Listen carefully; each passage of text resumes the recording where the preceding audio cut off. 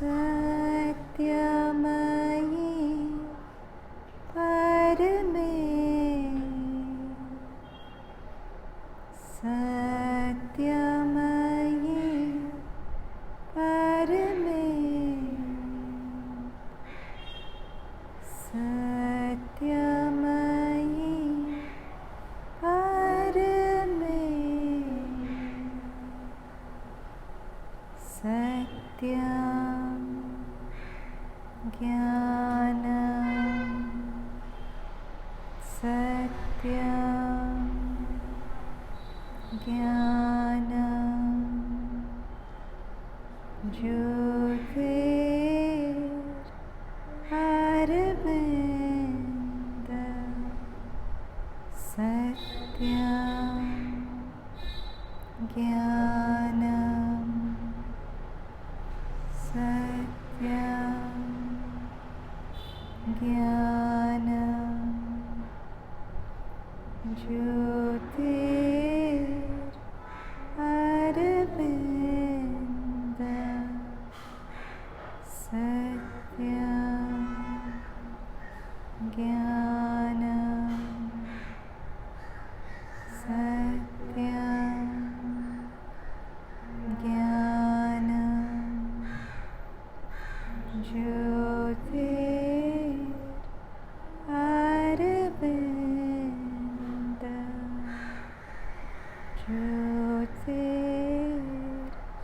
Arvinda.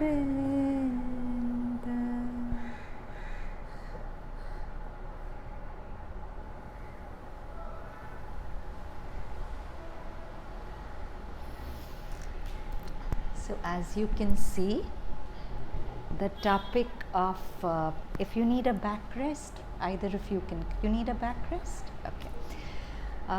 The topic of our class today is letting go.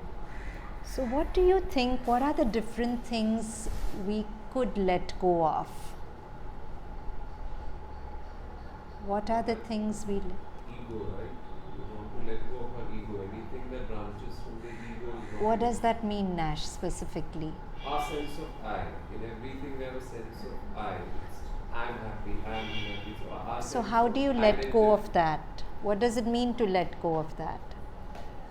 In the sense to not have that sense of I, do it out of a space of gratitude or a space differently, not from our mind, not a mental action of I am doing it, but it is being done.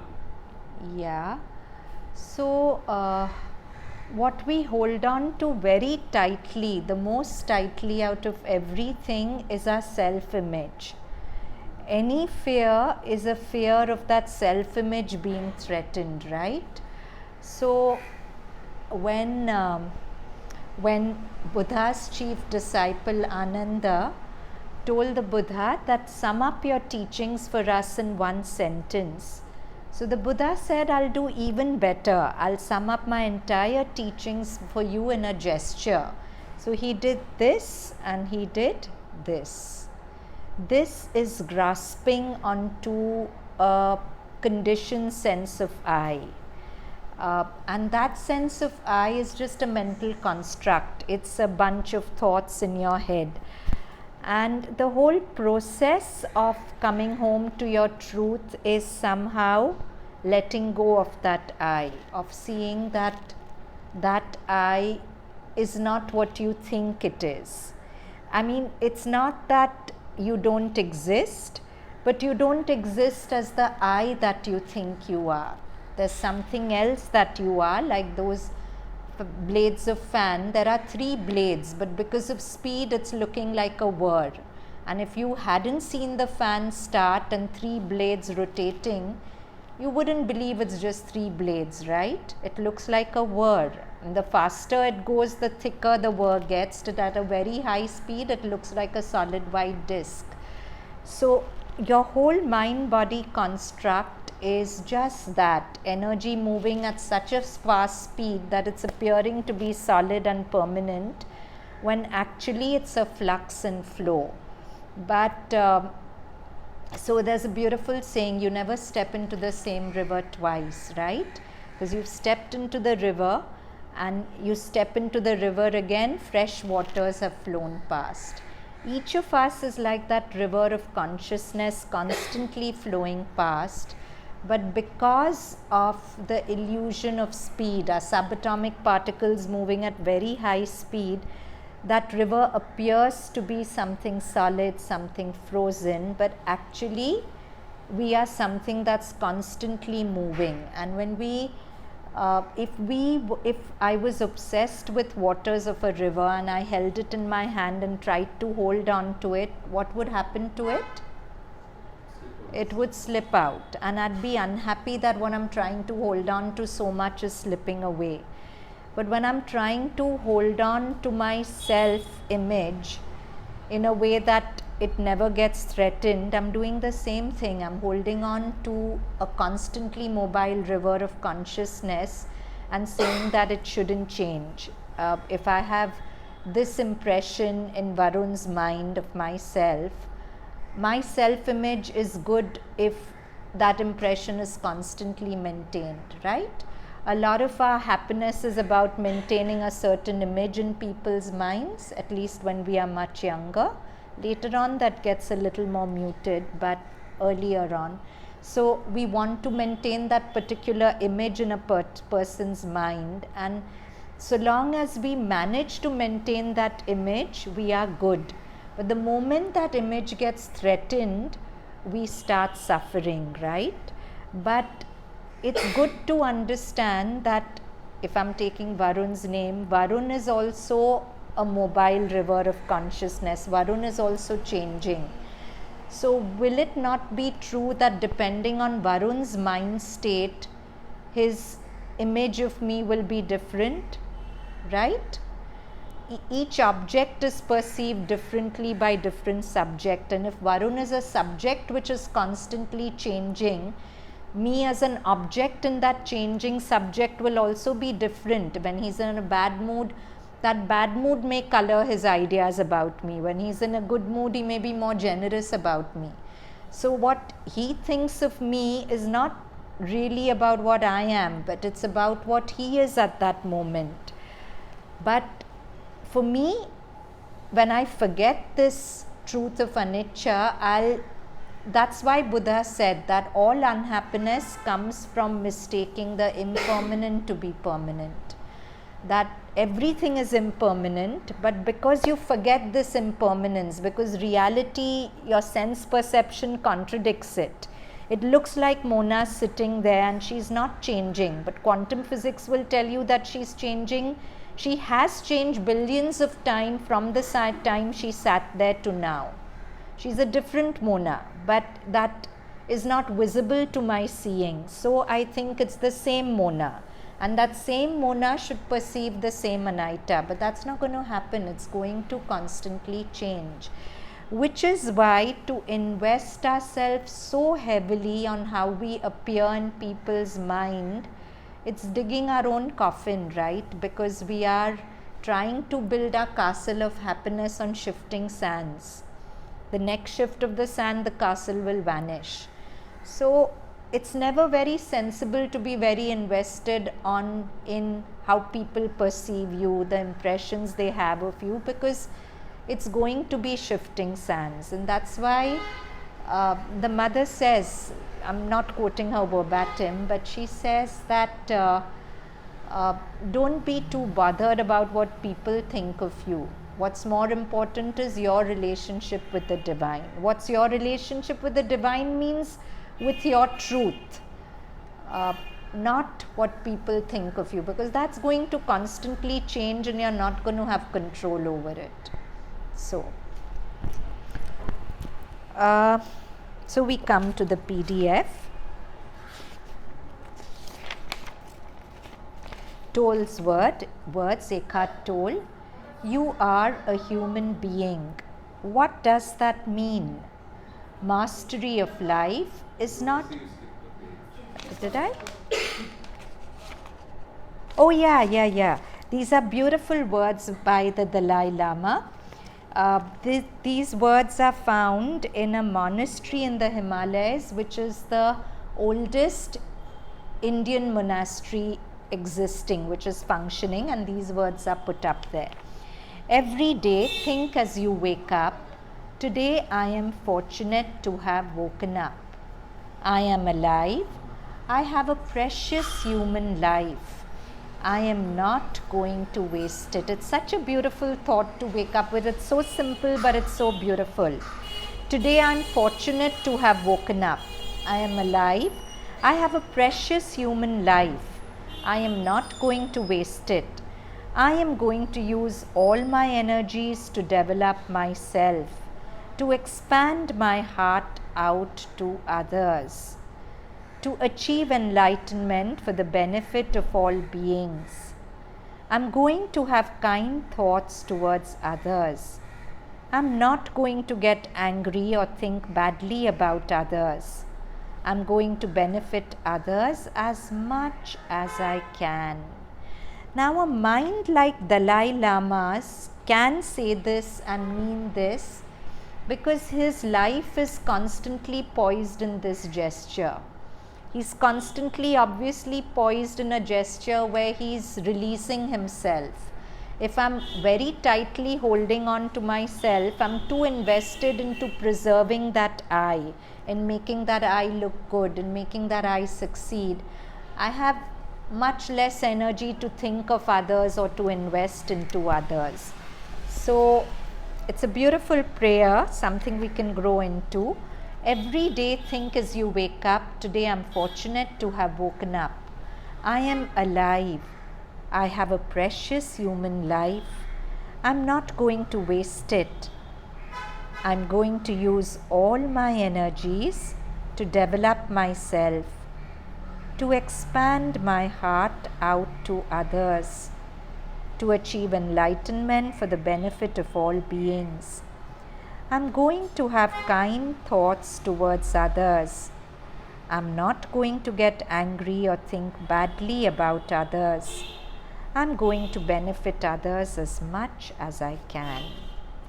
So I just put this to sort of give an example of what a mind that has to whatever extent released its sense of I, what is the kind of sentiment it can live with.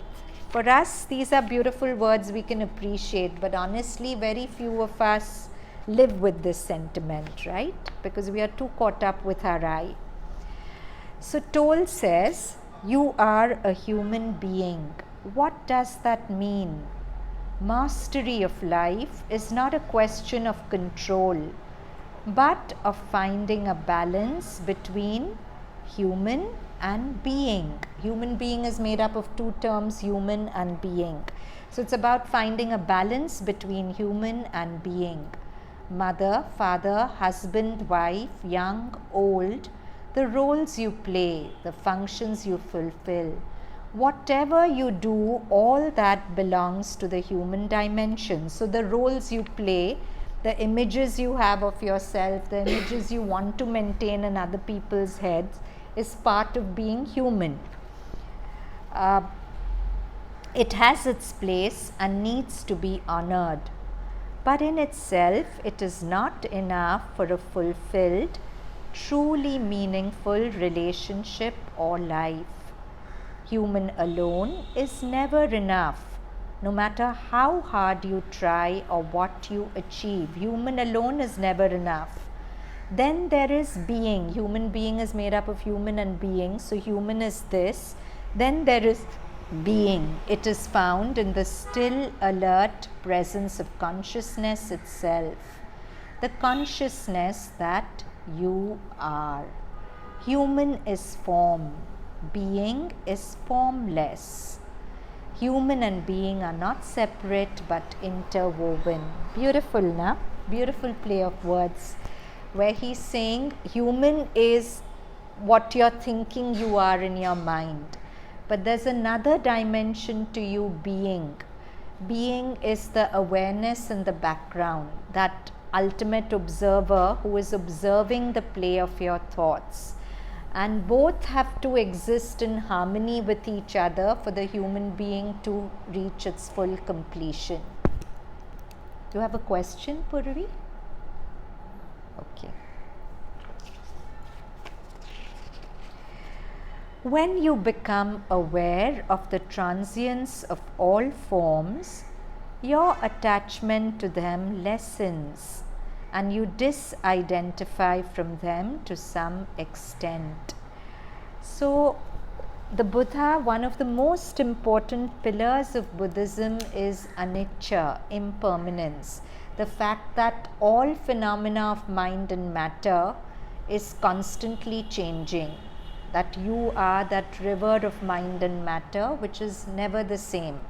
And I mean, if you go deep into quantum physics, to think that what quantum physicists are now discovering in the labs, the Buddha discovered in the lab of his own body centuries ago, and his technique of Vipassana is fully quantum physics. I mean, he's actually talked about Anu and subatomic particles as long back as 500 BC.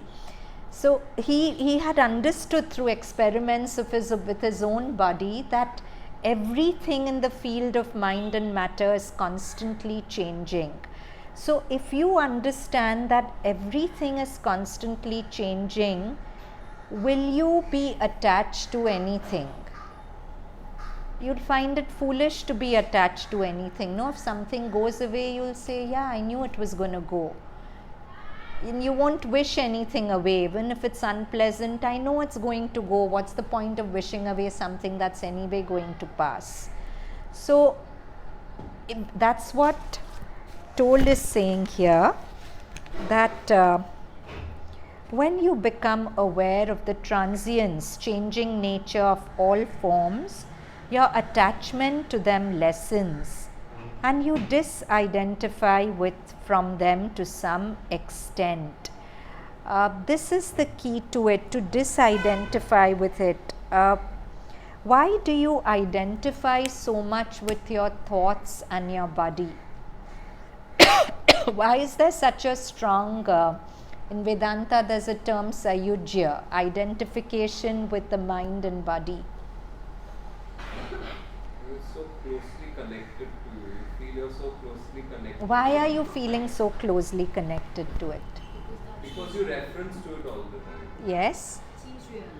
It seems very real and it seems permanent. For example, we all know we are going to die, but for most of us that's a thought. We don't live as if we are going to die, no?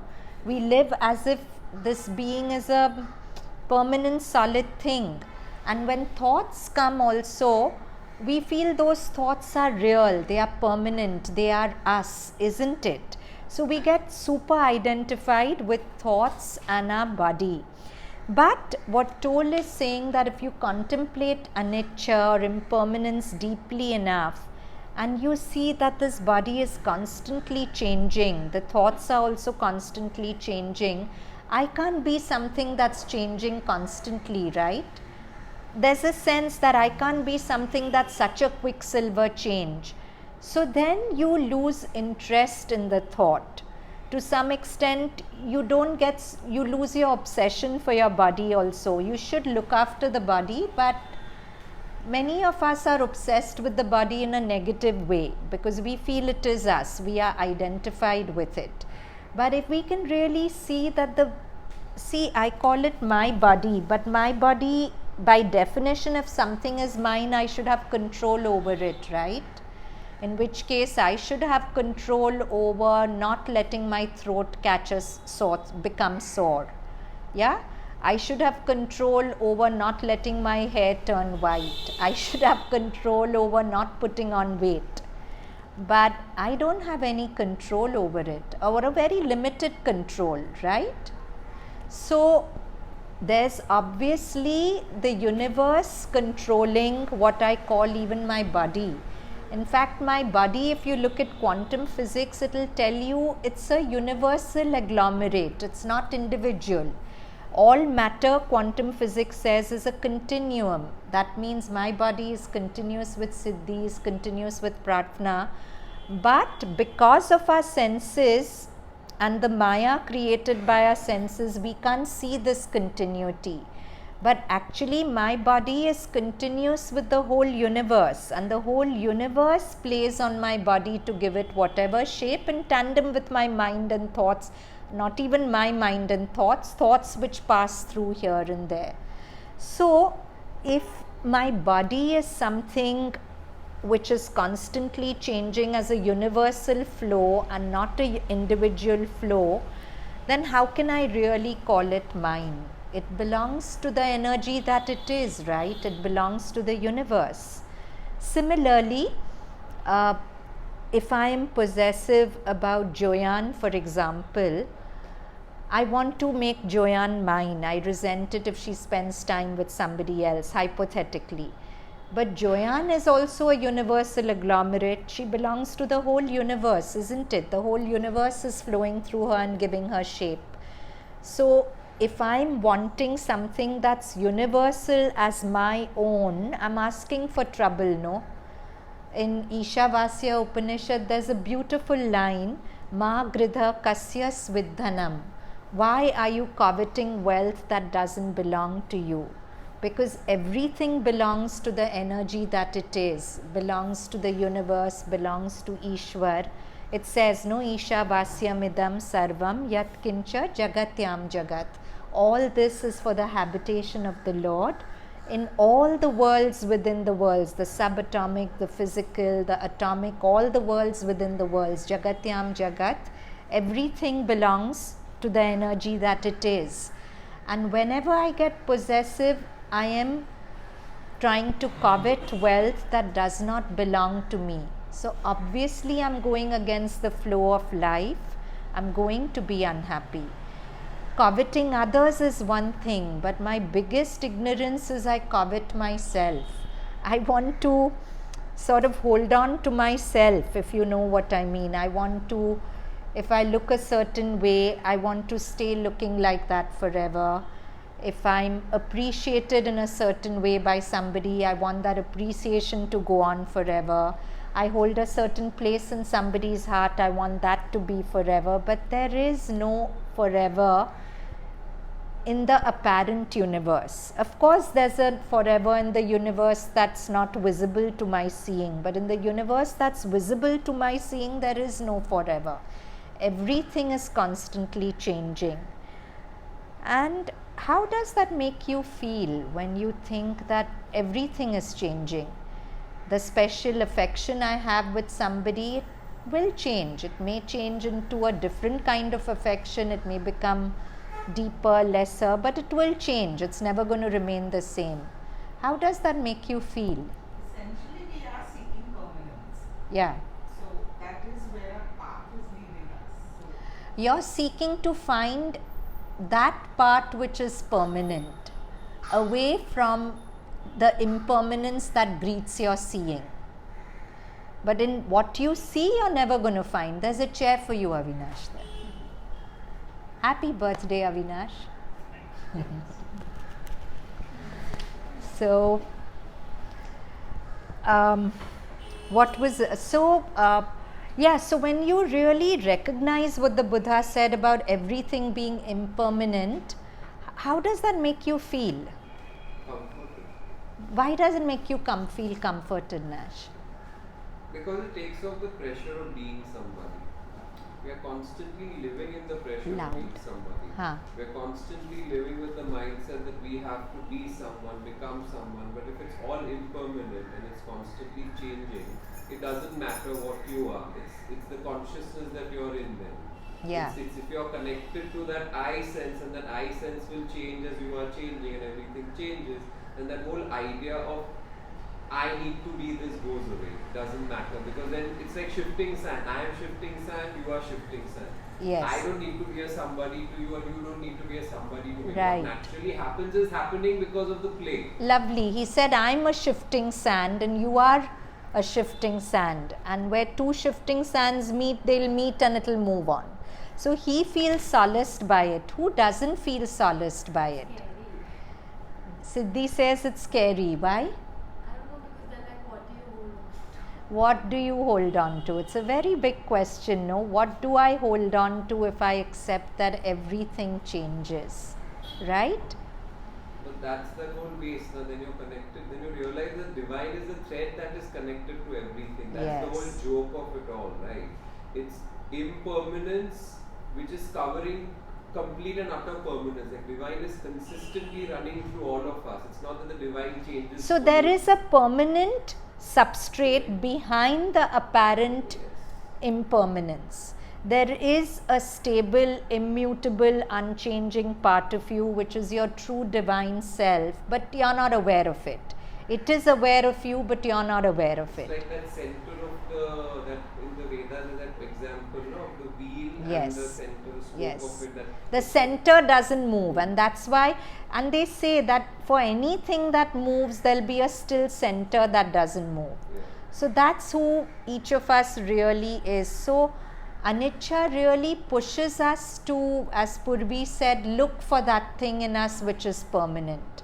Because that's where the saying the world is not enough comes. No, we've heard it. We try so many different things, but beyond a point, everything disappoints us, everything fails us. Then we start asking the question, so where will I find something that doesn't fail me? That is my support. And in a very, Mother writes these scientific truths in a very simple, sweet way when she said that understand that no human being is ever going to be there for you, because human beings are imperfect. Don't expect perfection from imperfect beings. Only the divine is for you if you are for the divine. Human beings can't be there for you because they are not there for themselves. They are shifting sands. Can shifting sand be its own support? If it can't be its own support, how can it be a support for you? Right? So only the divine is for you if you are for the divine. That permanent substrate inside you, if you've taken the trouble to discover it, turn to it, then that's what comes to you in your moments of trouble, darkness and difficulty. See, we expect human beings to bail us out when we are in difficulty, and that's our whole pain. When they don't rise to the occasion, there's hurt, there's resentment, there's disappointment. But have we ever thought that finally we can't blame them, because they are only following the software program of life. They are not meant to be there for you all the way. Up to a certain point, yes. But all the way, no human being can accompany you in your journey. The only constant companion who can really be with you all the way is your truth, the divine self, God, whatever you call it, universal energy, the name doesn't matter. And that's why human beings are designed not to be there for you all the way, because if they were, you wouldn't look for something else, right? In Savitri, there's that beautiful line, there's a meaning in each curve and line. Even in the disappointments human beings give you, there's a meaning to it. It's helping you to find what will really be your lifeline. Because human beings can't be your lifeline. Understand that once and for all. You'll save yourself a lot of hurt and disappointment. Mother says it, and remember it. Every human being will let you down some point or the other. But that's okay. Don't grudge them for it. That's what they are. Love them despite it. Don't get put off and get bitter. They are this. I am this. But that's not all the world is about. There's something much beyond. And if I look out for that, then I get my sustenance from that. But I don't need human beings. I can enjoy them. I can love them. But I don't need them. Or I need them less. No? Okay. So, when you become aware of the transience of all forms, your attachment to them lessens and you disidentify from them to some extent. Being detached does not mean that you cannot enjoy the good that the world has to offer. In fact, you enjoy it more. That's the thing. When you're detached, you feel you won't enjoy the world, but you'll enjoy it even more. He says why.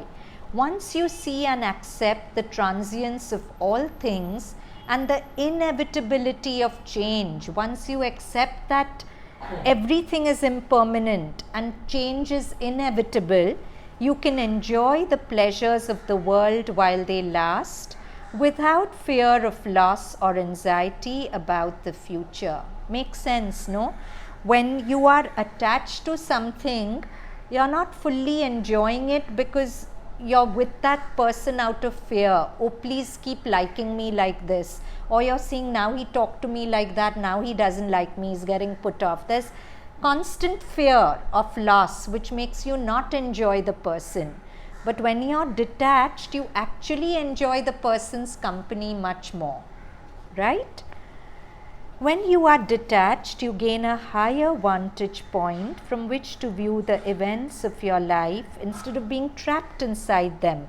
When you're attached, you're trapped inside the events of your life.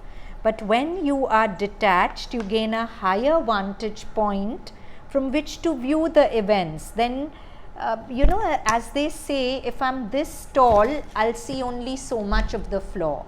When I stand higher, I'll see more of the floor. The taller I grow, the more I see of the earth below, right? Apply the metaphor to life. The higher you rise, when you're attached, you're sort of very low in the altitude of your consciousness. But the more you're detached, the higher you rise, the more you'll see. And the more you'll see, the more you'll get the context for everything, less you'll judge, less you'll misunderstand, the more you'll just enjoy everything, isn't it?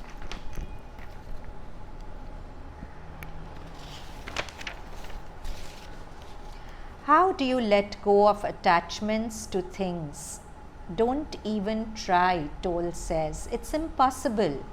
Attachment to things drops away by itself when you no longer seek to find yourself in them. What a beautiful sentence. He's saying if you're attached to things or people, don't even try to detach, because whatever you resist will persist. But when you really don't seek to find when will I stop? Suppose I'm very attached to Joyanne. How am I finding myself in Joyanne? How she perceives me, I'm finding myself in my image in Joyanne's head. If Joyanne has a very huge place in my life, how Joyanne perceives me is all important. My worth to myself will be measured in terms of how well Joyanne sees me, isn't it? By and large, if I'm very attached to a person. So I'm very invested in Joyanne. But when I'm not finding myself in Joyanne, when I see clearly that my image in Joyanne's mind will go on changing as Joyanne changes, and Joyanne is changing all the time. So my image in her mind is constantly going to change. So how am I, in trying to maintain that good image in her mind, I'm trying to hold on to river water as it slips out of my hand. It's stupidity. So when I don't seek to find myself in Joyanne's head or how she perceives me, I'm not invested in her.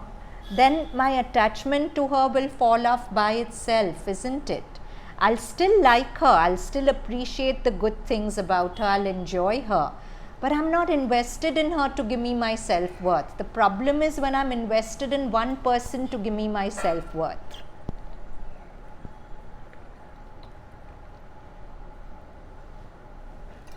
Avinash, what do you have to say about this? Let's have some birthday wisdom from you. No, say, what do you feel about this, about being attached to people? So, I feel the problem. Loudly, Avinash. Bijal, just give him the mic, otherwise nobody will hear. No, they have to hear birthday boy's voice.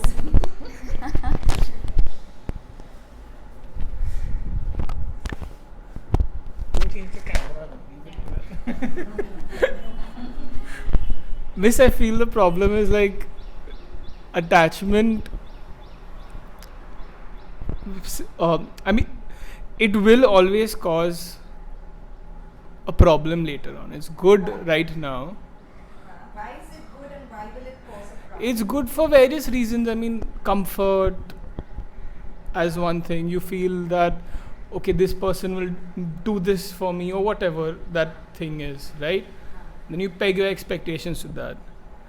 And then later on that does not happen. and then you blame the person. Right. So it's like creating a false sense of identity, Yes. Yes. which is bound to be shattered, and whenever that gets shattered, it's going to be painful. Yeah. So Yes. So Avinash, tell them that Tagore story you told me. He shared with me a story Tagore had written. I really liked it. Share it with them. So the story is basically there's this rich. Can we?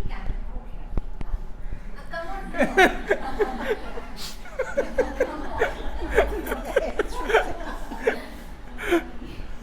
So there's this rich lady who owns like a huge estate, and it's based in somewhere near Calcutta, Bengal.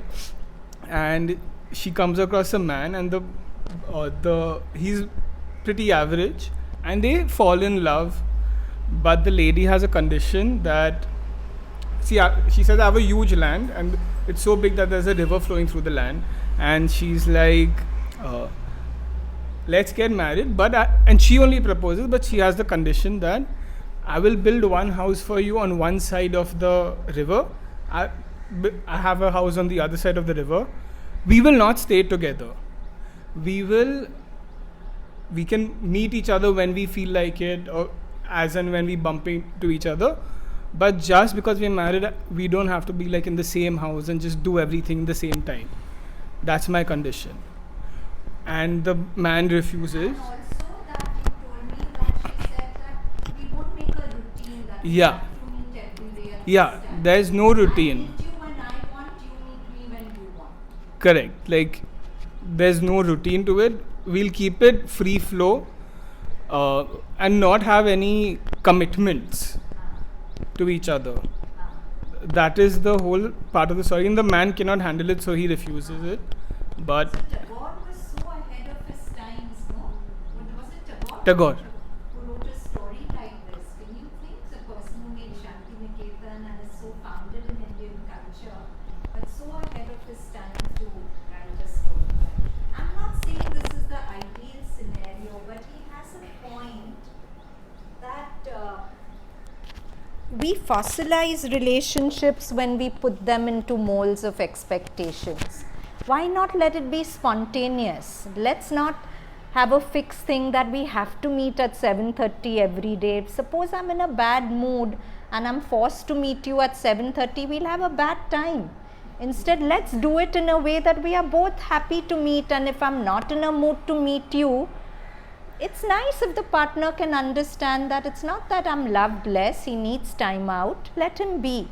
But there's a lot of conditioning, no, that couples have to be this way, partnerships have to be this way. So the spontaneity of what two beings need in the moment is lost because it's coming from a mold from the past. I like the metaphor in the story that it's across the river, Ah. so both have to bridge that gap. Yes. Both have to come Nice. equal distance. Yes, To yes, be able to meet. yes, It's even our human nature, which is like possessive nature. Yes. To possess everything. Doesn't Yes. allow us to think, and we cannot, even if today we hear this and the partner is also ready, suppose, then also I think that thing is so strong built in us Yeah. that we don't want to just let go. So then that's why we'll suffer till it happens. Yeah. Pain is the hand of nature sculpting men to greatness. No, that line from Savitri, because wherever there's ignorance, there's suffering too must come. So when we are ignorant, we'll keep suffering till we learn. Someday we will learn. We have to learn. So, how do you let go of attachment to things? Don't even try. It's impossible. Attachment to things drops away by itself when you no longer seek to find yourself in them. In the meantime, just be aware of your attachment to things. Sometimes you may not know that you're attached to something, which is to say identified, until you lose it or there is the threat of loss. If you then become upset, anxious and so on, it means you're attached. If you are aware that you're identified with a thing, the identification is no longer total. I am the awareness that is aware that there is attachment. That is the beginning of transformation of consciousness. Makes sense? Yes? So there is a stage when you are attached and you don't know that you're attached. There is a stage when you are detached and you're fine. Now in therapy, when you are aware of attachment, Yes. the attachment hasn't yet gone. Yes. So how is the mind supposed to behave in that time? How it behaves. It's supposed to behave how it behaves. You just are aware that there is attachment, and if the attachment is so sticky, that awareness will make it little less sticky, and over a period of time, it's work in progress. Yeah, but there is this, once you have a little bit of knowledge or wisdom or you're aware of detachment, you sometimes may attempt a forced detachment, which doesn't work well. No, how can you attempt a forced? Because it's No, not no, no. organic. So how will you attempt a forced detachment? When you actually want to be attached, but you say, no, I shouldn't be detached. But that is not what we are saying. We are saying, that's what he's saying. Don't even try to detach. It's not possible. It'll make it even more of a mess. Instead, step back and acknowledge. Yeah, remember last week we did emotional homes? We didn't cover attachment as a negative emotional home. It's a big one, no? And causes us a lot of pain. So we said the way out of it was to remind ourselves, there I go again feeling attached. You're bringing consciousness to it. You're aware that there's attachment, and that's all you can do. That awareness will do the further work. There's no point lying to yourself, saying I'm not attached, saying it's bad to be attached, I shouldn't. That's in fact becoming unaware again.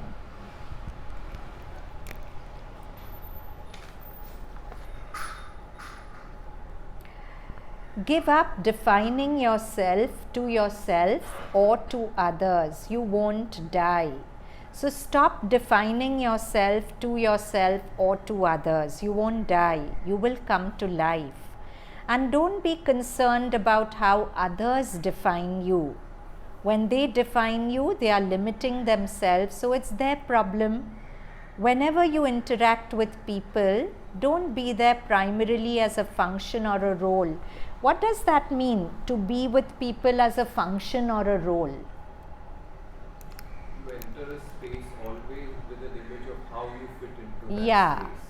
You never enter it with a free flowing. Yeah, so if I feel I'm your teacher, I'll be in the role of a teacher. I won't be spontaneously who I am. Supposing I'm playing the role, something funny comes to my mind and I spontaneously must say it. No, but I'm the teacher. I can't say it. I'll hold back. I'm giving you an example. So like that, so many times we play roles, right? We are different with our servants. We are different with others. Sometimes it does happen that I call somebody, and supposing that person is my student and has a feeling for me, the hello will be very gruff, hello, like that. And the moment they hear my voice, hi miss, how are you? The whole voice changes.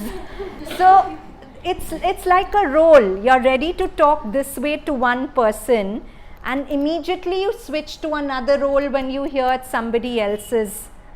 So like that we are so different, no? One sentence to our servant will be one person. So we are always role playing. We are never really being spontaneously who we are. A person like the Dalai Lama or the masters, whatever, I've met Dalai Lama, but not enough to really make a sweeping statement about it. But they are the same with everyone. They don't role play. How they'll talk to the servant will be the same as they'll talk to a government official. They are not different. They are just so spontaneously themselves. They don't role play. They are just the same with everyone. How much of that is based on how you look at other people versus how you see your own role? How you see your own? Like, is it about how you see yourself, or is it about how you perceive other people? It's both. What's your name? Sorry, Vishal. It's really both. It's when you stop, when you're like the Dalai Lama who's constantly in this gesture, he stopped coveting an image of himself and he's not looking to build images in people's mind. then you don't need to play a role, right? Why will you play a role when you have a certain self-image and you want that image in people's minds?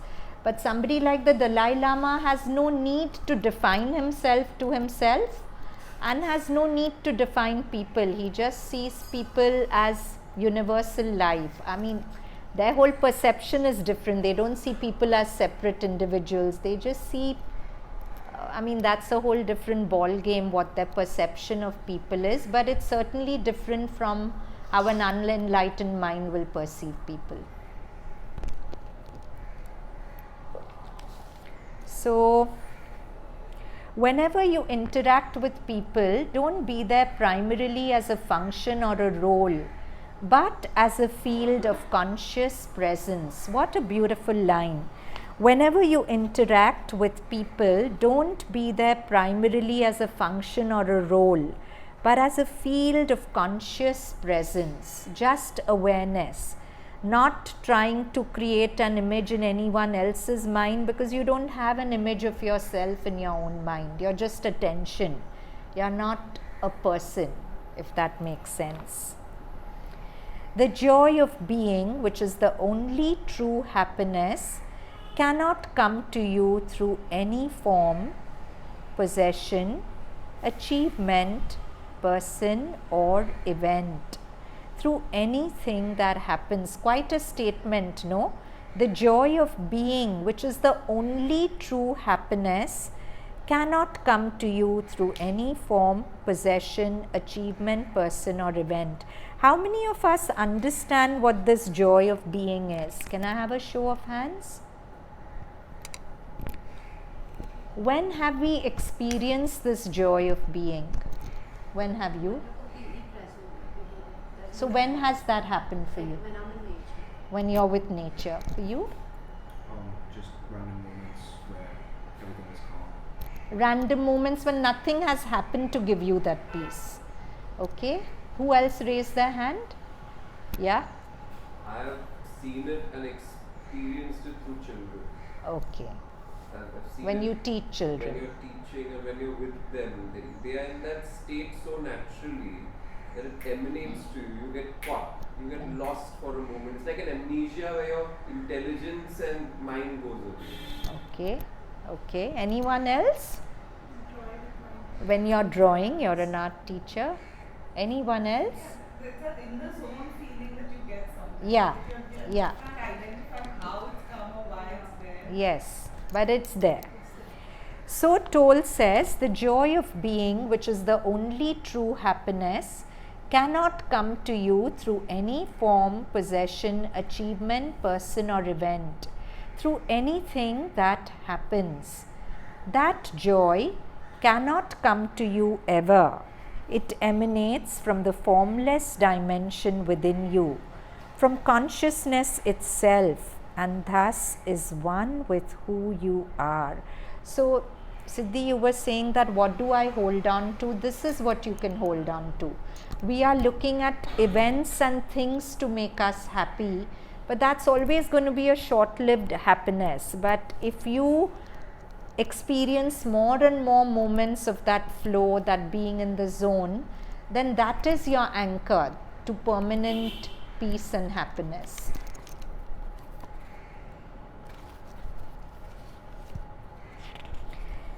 Now we come to words of Karen Miller. Buddha taught what he called the Four Noble Truths. You all know the Four Noble Truths? Okay. He taught truth as it is, complete and universal.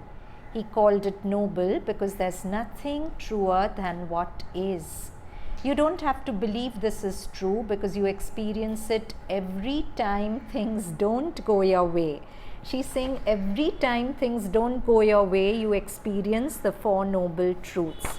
What is the first noble truth? Life is suffering. Buddha said dukkha. In Pali, that's the first noble truth. Karen Miller's interpretation of this is things change. Life is suffering, things change. Okay? Because impermanence brings you suffering.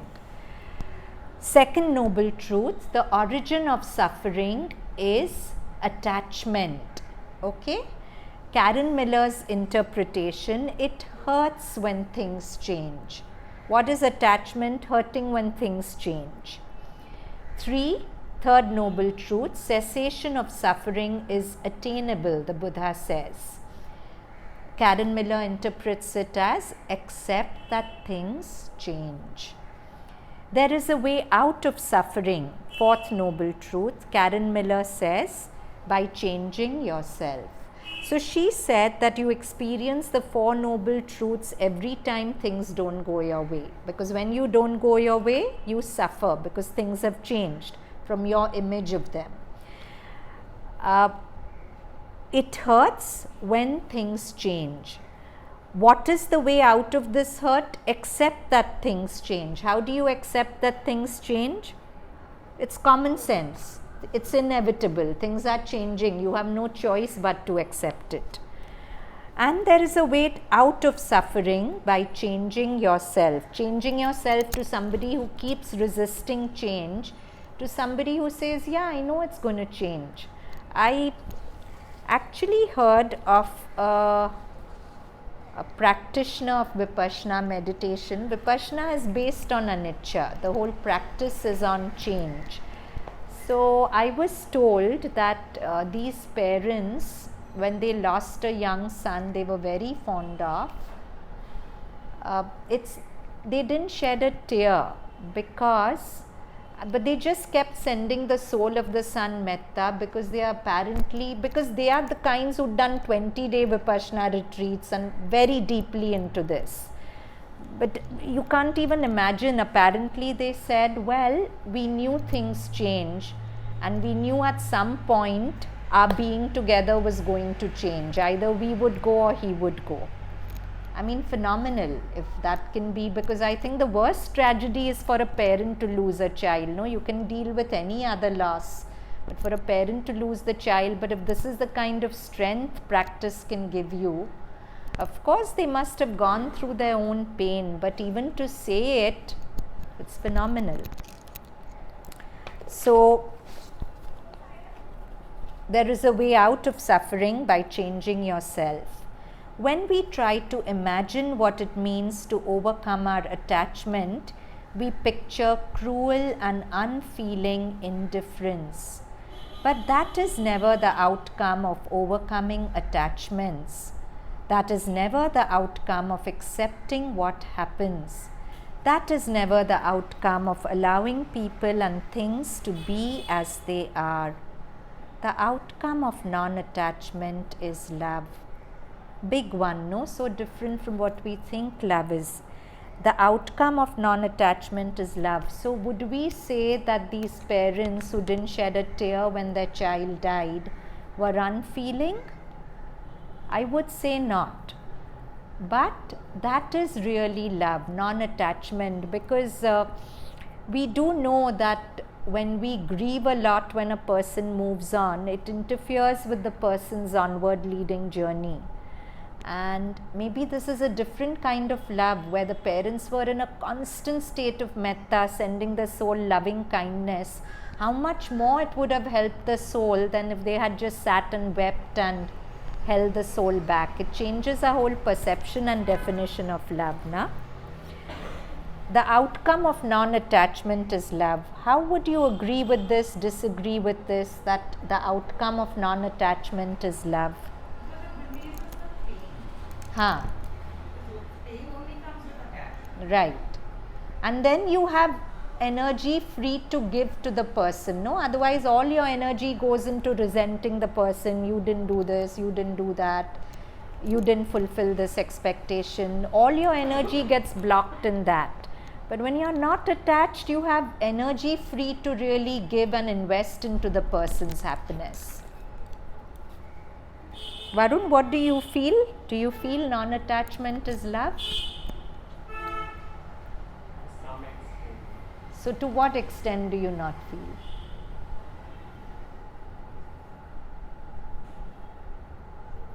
You feel non-attachment could make a person non-demonstrative in his gestures or her gestures. Yeah, not more expressive. You feel Non-attachment could hinder expression of love. But Because maybe you might get confused, you get attached to the person or to express, because sometimes our expression can be attachment also. why would you say that? Attachment is in the mind, not in gestures of expression. You could hold back expression a lot, but in your mind you'd be very attached. If you want to show something, so you will express it. But you could do that without attachment, no? You can. You can. In fact, if you're... If a person is doing it without attachment. No, don't bother about the other person, bother about yourself. That can you express without attachment? Or do you have to be attached in order to show expression? Very tricky. It's a very tricky line. I want to express because I want the person I'm attached to like me more. You have to question yourself, is my expression with a vested interest that I want to be more appealing to the person, or is my expression a genuine spontaneous flow of what I'm feeling, which doesn't really care about what I Then receive? whatever it comes, it Yes. will not hurt. But most of our expression is with vested interest. We do love the person, but we are expressing so that the person thinks well of us. Or else when we Yeah. get hurt. And we get hurt. Yeah? All our expression is with vested interest. It is right now, but it can be different, no, Avinash? But right now, for us to assume that we're doing this without vested interest. No, we are not assuming, but there could be few gestures which are just spontaneous. Yeah, but then you won't think about it. You won't think about it. It won't even register. Yeah, It will that's just what I'm happen. The outcome of non-attachment is love. I don't have to preach this. You know it yourself by waking up to life as it is. Your children grow up and grow distant. They might upset, alarm, and even despise you, but your eyes still flicker at the sight of them. She's talking about parents. The children may grow up and may upset, alarm, even despise you, but your eyes still flicker at the sight of them. So, in a way, isn't this non-attachment in action? Even when somebody is so repudiating your love doesn't die. All of us have experienced unconditional love, right? For some people who we really love and they treat us in ways that we feel, I'll never talk to a person if I'm treated like that. But there is for some people this unconditional love where we accept it. So that's what Karen Miller is pointing out. So your parents grow old, enfeebled and afraid. They've changed. At one point they were pillars of strength or whatever to you. As they grow old, they get enfeebled and afraid, dependent and encumbering, but you care for them. So that's also, they have changed, but there is something in you which has remained constant towards them. So she's saying this is proof of what I'm saying. That can also be attachment. It could be, but usually, Avinash, you're attached to a form, right? A form is a concept. A form could also be a thought, an image of your parent in your head. So I'm thinking of somebody I know who said that my mother was so strong and such a pillar of strength when I was younger, and now she's so dependent and crabbity, and she's saying I'm finding it very difficult to accept. She's saying I'm doing things out of duty, but I feel like I've lost my mother. So that's not unconditional. But there are other children I know whose parents have really become different, but their love for them hasn't changed. So that's not out of attachment. They were not attached to a particular form of their parent. So when that form has changed, the love is still there. Attachment is always to a form. So attachment gets a big whacking when the form changes. But unconditional love doesn't change. When the form changes. But when you are unconditionally love someone, even if they change, you still love Yes, them. so that's a beautiful definition of love. Love is that which does not change when it change finds. then you can say it's love. When the person changes and you still have this feeling towards that person, it's very rare, but it's not there in the world. It's like a misunderstanding where you know another person has a misunderstanding of something, and you know that at some point they'll see the light, or they may not. Ah. So you continue, if you're peaceful Yeah. about it, then you say, okay, never mind. But you don't have to be attached to them immediately changing Right. or seeing things the way You don't have to be attached. Actually, most of our attachment is not even to the person, it's our attachment to our image in that person's mind. And that is the most if you look at it logically, it's the most unintelligent attachment, because it is going to change. That image in that person's mind 100% is going to change. Day to day it will change. You said something, Varun or Avinash? Or what we get from That's also a form in our head, no? That this person fits this role.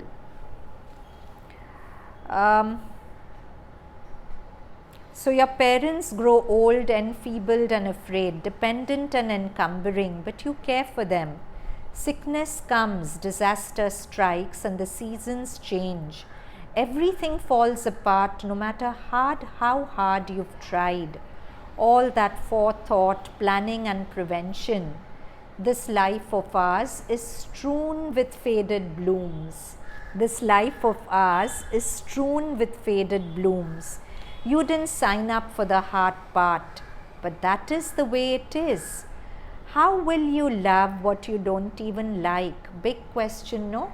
How will you love what you don't even like? Your parent has turned a certain way, you may not like it. Your child has turned a certain way, you may not like it. How will you love what you don't even like? There's only one way, selflessly. So, selflessly here is this gesture of the Buddha, not the moralistic selfless, but giving away yourself. Giving away, see, why do you suppose, I'm thinking of that person who was distraught when her mother changed. Why did it upset her so much? Because that strong mother gave her a sense of, suppose she's A had an image of A being secured with a strong mother. Yeah, her security was her mother. When her mother started becoming weak, that self-image of herself, that I have a strong mother behind me, started feeling threatened. So if she gives away that image, that I am the daughter of a strong mother, that's what gets threatened. To give that image away, to give that, then she can really love her mother, or she'll keep resenting her mother for doing away with that self-image of herself. I just want to, even the way this lady is writing, I just want to point out a thing that according to me, anything which has a emotional feeling is by definition attachment, even if that's a very good emotion. No, not really, Avinash. Sri Aurobindo has given us a difference between feelings and emotions. Correct. That's what I'm saying. So a feeling of unconditional love may not be an emotion. Yeah, I said everything that is strong emotion attached, even if it's a positive one, will inevitably be a form of attachment. Yes, but I don't think she's saying anything to that extent. She's not saying it, but it comes across as like you're still emotional, but in a positive sense. Not to me. In these words, I'm not sensing that at all. She's just, in fact, talking about just a goodwill. What I mean to say is, it's a state of being. It's a state of being, yeah. Yeah. That those two distinctions. But I think that's what she's been pointing to all throughout, that it's a state of being which is unconditional. How much of this is linked to fear? How much of this is? How much of like attachment and negative attachment and all the negative things that come with it is linked to fear? Because How much of attachment comes from fear is your question. Because when I think about, when you were talking about, the impermanence is where you find love, I was imagining a sunset, right? So I know that the sunset that I see today will not be the sunset that I will see tomorrow. Yes. But I love it, right? I love the fact that Yes. it's only at this moment that I'm seeing this Yes. amazing sunset. But if I have a fear that I won't be able to see another sunset, then I want to hold on to that sunset and I want that moment to never shift. Yes. And then in the same way, if you think about your parents, right? Yes. If you think about, you know, my mom is not as strong as she used to be, you know, but she's still there. There's no fear, you know, it's fine. Like, I still love her. But if I have this fear that, you know, my mom is getting older and then she's not going to be there and then I'm not going to have her, whatever that is, then that fear is what's driving me. Very and then good, that yes. attachment bit. So I wonder how much of attachment in a negative way is driven by fear. A lot of it. A huge, all of it actually. Attachment will always have fear of loss conjunct to it.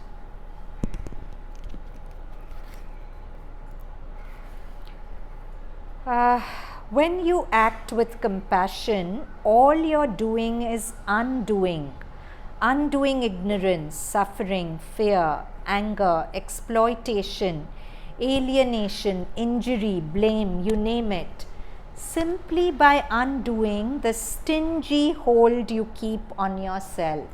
That stingy hold is what we have to let go. Thinking poor me impoverishes your entire world. I'll read this again. When you act with compassion, all you're doing is undoing ignorance, suffering, fear, anger, exploitation, alienation, injury, blame, you name it, simply by undoing the stingy hold you keep on yourself. Thinking poor me impoverishes your entire world. Generosity, compassion, simplicity are the spontaneous expressions of a worldview in which nothing can be kept. So, when you live with a constant feeling of anicca, nothing can be kept because everything is changing, you'll naturally live with generosity, compassion, and simplicity. How does, sorry, I did read this passage and it spoke to me, but I was not sure how compassion towards yourself or compassion towards this changing world. It's like he said, if I see a sunset and it's beautiful, I'll enjoy it fully without the fear that I'm not going to see another sunset again. In that moment, your being is a being of stillness and compassion. You're just feeling kind towards everything. Not in a way that you want to even take action, but there is a goodwill and kindness towards everything when you're in that space, if you know what I mean. But wait, the subsequent passage will address it. Because I think it's also about, like, you know, when you're feeling poor me, like the sentence which is said, like you are feeling sorry. So wait, Anusha. This passage ends here. This is a completely different passage. It's not a continuation. Okay. Maybe you thought it's a continuation. No, I think the line that, like, you know, when you think of yourself as poor me, it impoverishes your world, and when you are compassion, when you're acting with compassion, it can lose all these negative things. Huh? I think, I mean, like when so many things are happening back to back, and you're like, okay, when can I catch a break, kind of a thing. Is that kind of, that comes from, like, I don't know, some kind of poor me thought, right? Like, when Yeah. so many things are So what happening. is your question? I'm not getting I'm it. just trying to understand, like, how is it that you would, like, by acting with compassion or something, you would stop or undo the feeling of poor me? Or No, how so we can that's what I'm avoid- saying. It's not connected. Okay. This passage ends with poor me impoverishes your entire world. This is a completely new thing. Okay. So Okay. it will address how we can not feel poor me. Yeah, in a way. The whole talk is about that. Okay. Generosity, compassion, simplicity are the spontaneous expressions of a worldview in which nothing can be kept. Because he says it somewhere else, I haven't put that in, but Paul Fleischmann, a practicing Buddhist, says that if you understand that every pocket in which you're trying to store something has a hole through which it will slip out, you'll automatically be more generous in sharing it. Life's going to take it away from me anyway, so I might as well share it and enjoy it fully, isn't it?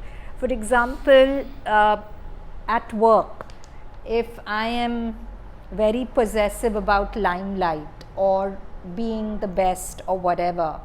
If I'm in tune with anicca, I'll understand that this best position is going to change. Come on, it's a no-brainer. It's not going to last forever. So why not give it away? Because anyway I'm storing it in that metaphorical pocket which has a hole through which it will slip out.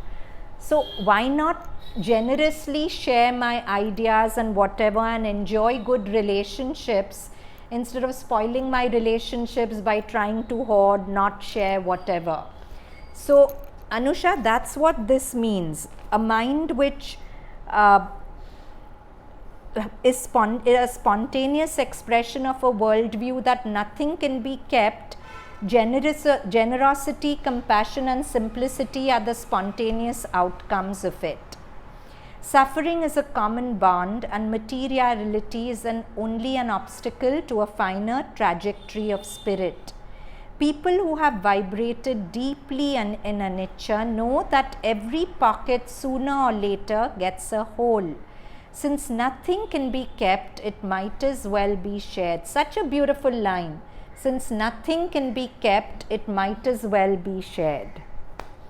The experience of anicca through the process of vipassana meditation leads to the transformation of narcissism and grandiosity into mature participation, service and love. It reveals individualistic life to be a sieve. A sieve is a chalni, no? Everything passes through it. My individual life is like that sieve. Everything is falling out through that sieve. It breaks open a stone to reveal a star. Each of us is that stone. The practice of anicca breaks open a stone to reveal the star, the truth of what we are. How many blows are needed in life for one to know to the very depths that one is nothing? These are Mother's words. How many blows are needed in life for one to know to the very depths that one is nothing, that one can do nothing, that one does not exist, that one is nothing, that there is no entity without the divine consciousness and the grace. So, divine consciousness and the grace is the permanent substrate behind all this change. This changing quicksilver rising and passing, it's really nothing. It's not who we really are. From the moment one knows it, it is over. All the difficulties have gone. When one knows it integrally, there is nothing which resists. But till that moment, it takes very long. So Mother is saying, till that moment when we know that I am not who I appear to be to myself, that's quicksilver foam, it's rising and passing away. The truth of me is something deeper. But isn't it also saying that, regardless of what I want, it's the divine will which will prevail, or it's the divine which is... Yeah, because you don't really exist except as a mental construct. So, would it not conflict with the idea of free will, or what is the role of an individual in their own But lives? Mother says you don't have any free will. But for your purposes, I'd like you to think you have free will. Until we are really conscious, we don't have free will, Anusha. Every thought you're thinking just now is a sum total of all the thoughts in the past. It's a self-generated software program going on in your mind. You have the illusion of choice. There is a role of me choosing to do things, like even to make a conscious effort to move towards a divine consciousness, right? So that is also not your choice. What does Sri Aurobindo says? Those who call to the infinite are first called by the infinite. From behind the veil till the infinite didn't call you, you'd not make this choice. So whatever I'm doing, I'm like a puppet kind of a thing. Actually, we are all puppets still. So there's a lovely book Wayne Dyer's written, Pulling Your Own Strings. Right now we are puppets whose strings are being pulled by the forces of nature. When you have mastery over yourself, when you really discover that permanent substrate behind, that's when you can pull your own strings. Till then you have... That also will happen only with the divine. That also, yes. Yes. I wouldn't take time Yeah, this is a question nobody can answer with you for you. You have to sit and just contemplate it, and it's an infinite contemplation. It doesn't have a quick fix answer. So now we come to the last passage, the passage from Savitri. The forest with its emerald green. This is Savitri's time in the forest when she had attained nirvana, when she had attained this seeing that everything is impermanent. So it's taken from that canto. The forest with its emerald multitudes, clothed with show of hues, vague empty, clothed with its show of hues of colors, vague empty space. A painting's colors hiding a surface void. So beautiful. Who can add a painting's colors hiding a surface void? Do you get what he's saying? Only he can write like this. What does it mean? A painting's colors hiding a surface void. There was a void hidden by those colors. It was like an illusion. Normally colors are on a canvas, right? You have to have a surface to catch colors. But the colors of the world are without a canvas. There is no surface to catch it. It's colors creating the illusion of a surface. Are you understanding? The screen, I mean, I can explain it. Huh? Like the screen, and paint. But he is saying a surface void. This is not even the metaphor of the white screen behind the movie. He's saying there's no surface, there's just a movie which is creating the impression. Yes, a virtual image. Yeah, beautiful. I hadn't picked this up till now. A painting's colors hiding a surface void that flickered upon dissolution's edge. The blue heavens, an illusion of the eyes, roofed in the mind's illusion of a world. Yet something was there behind the fading scene. So this scene, which is painting's colors hiding a surface void, something was there behind the fading scene, the changing scene, anicca. The whole world she saw was a fading scene. Yet something was there behind the fading scene. Wherever she turned, at whatsoever she looked, it was perceived, yet hid from mind and sight. The one only real shut itself from space and stood aloof from the idea of time. So she's seeing the abysmal unreality of everything seen, but she's sensing an unseen something behind. Okay, and what was that unseen something behind?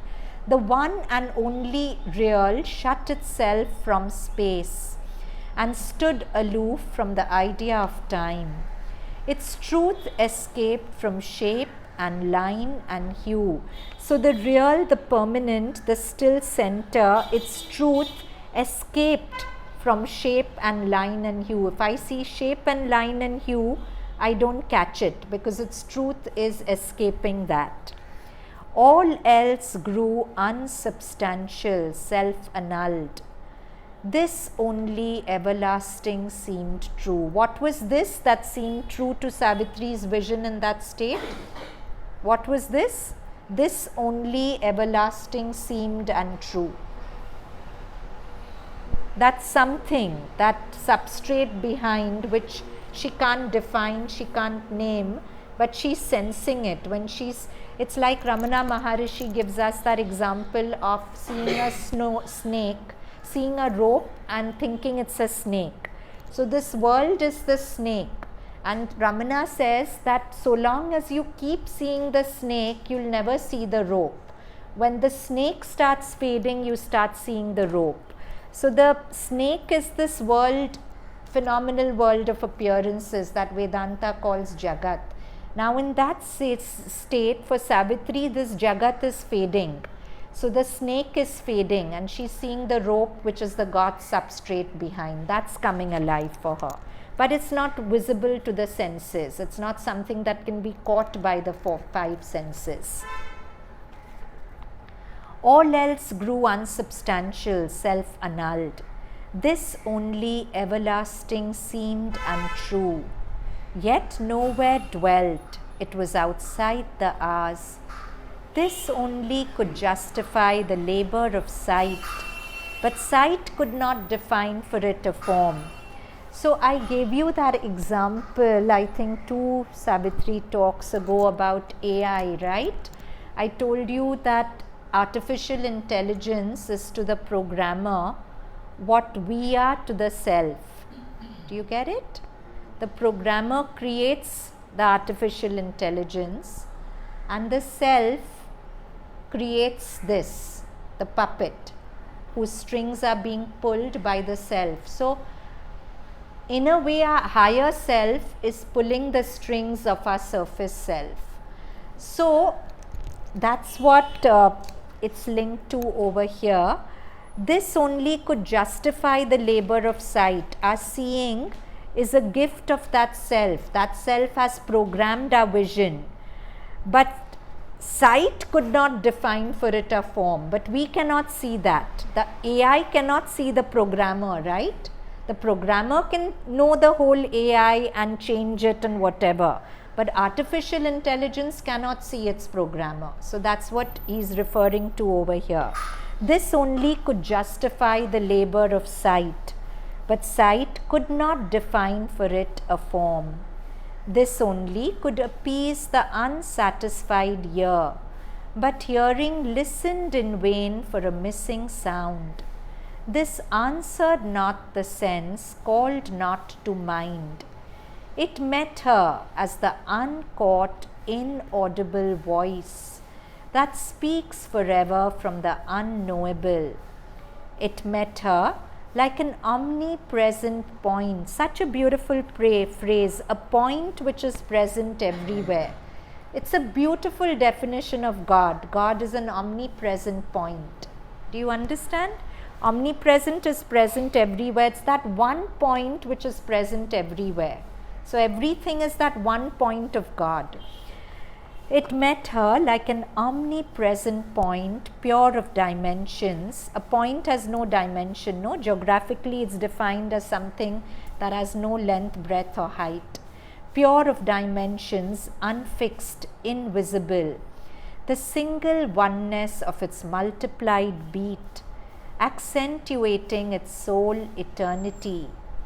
It faced her as some vast naught's immensity. Naught is zero.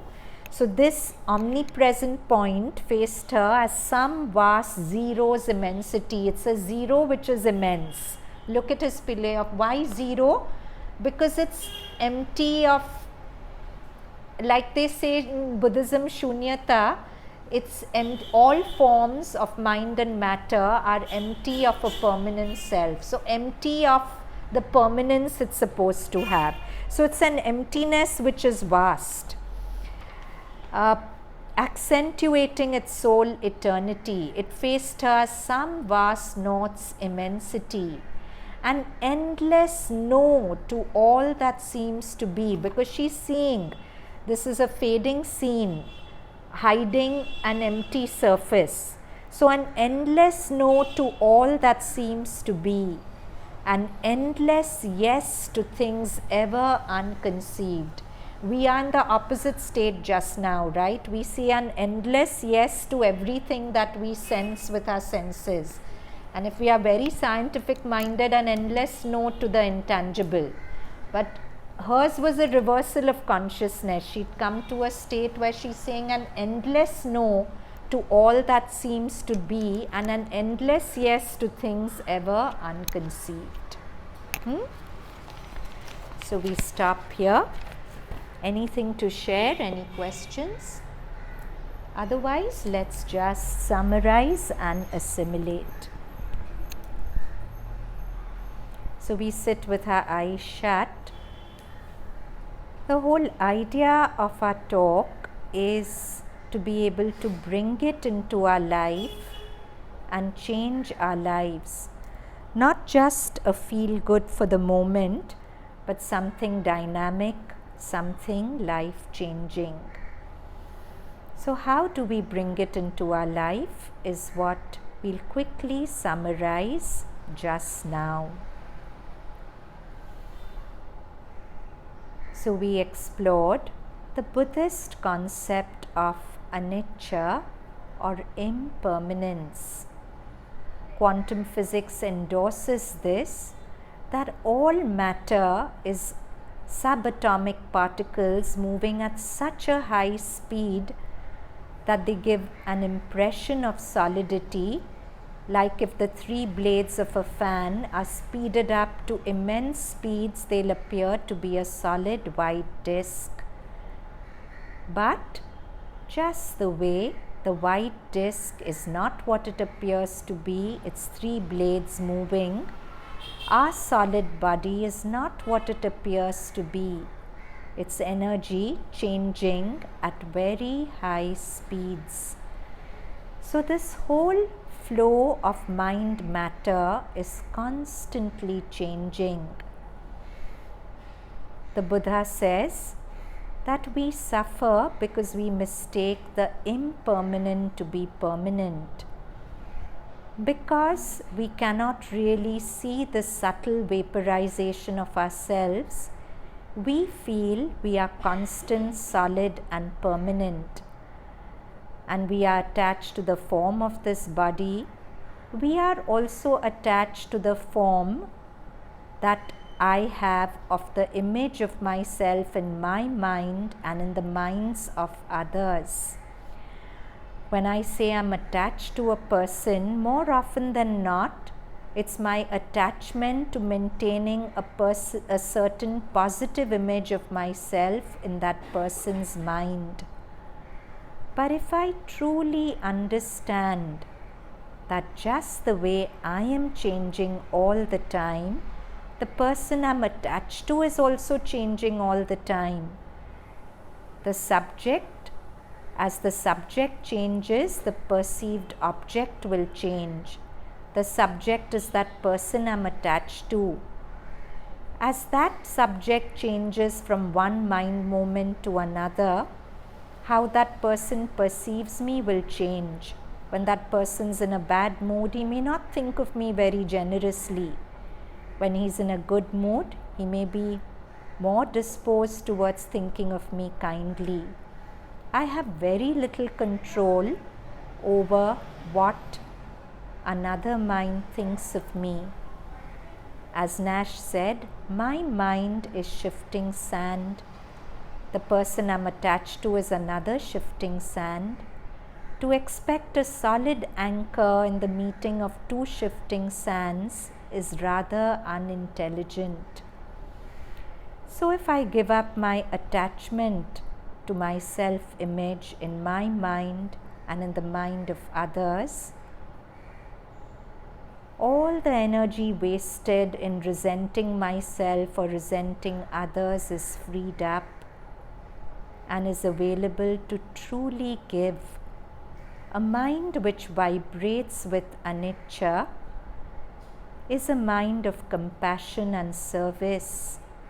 As Paul Fleischmann says, if you know that every pocket in which you're storing things as a whole through which things will slip out, you'll be more disposed to sharing them. You might as well share what's going to slip away.